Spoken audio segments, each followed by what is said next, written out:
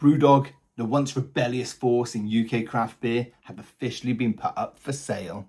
The business itself is looking at every avenue when it comes to this, from just new investment throughout or breaking up the business, including 72 bars throughout the country and the global breweries around the world. For many, the writing's been on the wall, as it's been posting millions of pounds of losses year on year on year, including £37 million of pre-tax losses in 2024. In recent years, the business has closed 10 bars, it's cut jobs, and only last month it got rid of its spirit division. Which is a shame because it made some good rums. But in all of this, you've got a feel for the staff. They're in limbo, not knowing what's going on. But how did we get here? BrewDog was founded in 2007 by James Watt and Martin Dickey. James and Martin kind of built this cult following based around sticking it to that corporate alcohol industry. They were going to do UK craft beer differently.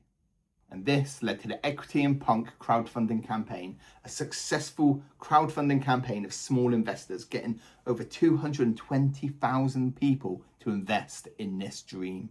It was also a climate conscious way of doing things. They promised to grow a new woodland area and do everything with the best thing for our planet.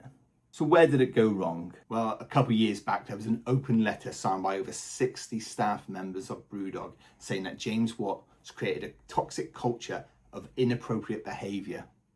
And this way of reducing carbon in the whole production, well, that kind of disappeared as well, with James Watt now taking private planes everywhere, as well as this woodland area that was promised to be built, not getting planning permission. And James Watt, his reaction to most of these things? It usually intensified this sort of backlash at BrewDog. Both James Watt and Martin Dickey, they left BrewDog. James Watt, still a majority shareholder in the business, but they both left for very different reasons. And just last month, they halted productions on their spirits. Spirits like these, they were always good spirits, but the future doesn't look great for them at the moment. Officially, the spirit arm of BrewDog is under review, but what would the sale of this company look like for the spirits? So what has led to this sale? Well, we've discussed the financial pressure. We've looked at kind of the leadership turmoil with James Watt and his controversial way of saying and doing things. There's also talk that they overexpanded the business too quickly, getting into bars, into spirits, as well as a huge range of beers. As well as that, the restructures, they most probably just didn't work, or they were unaffordable for what BrewDog had to achieve.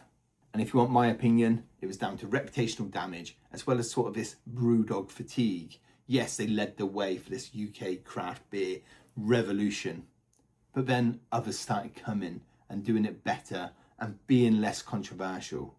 So what would the future look like for BrewDog? Well, there's a couple scenarios which could happen. First of all, the bars, the breweries and the brand itself could all just be separated and sold to the highest bidder.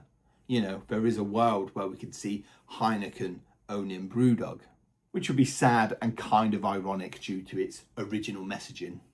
It could have a full-on takeover. Private equity can come in and save the business as is. Or do we see the return of James Watt? Is he going to come in and save a business that he built?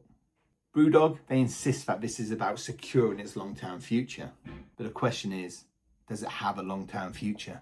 As well as the brand, the staff, it also doesn't look good for the investors, with that investment that originally went into BrewDog not being worth much these days. For me, I feel for the staff. It's a hard industry at the moment, and it'd be good that some of these staffs can land on their feet. BrewDog staff, this is for you. Cheers.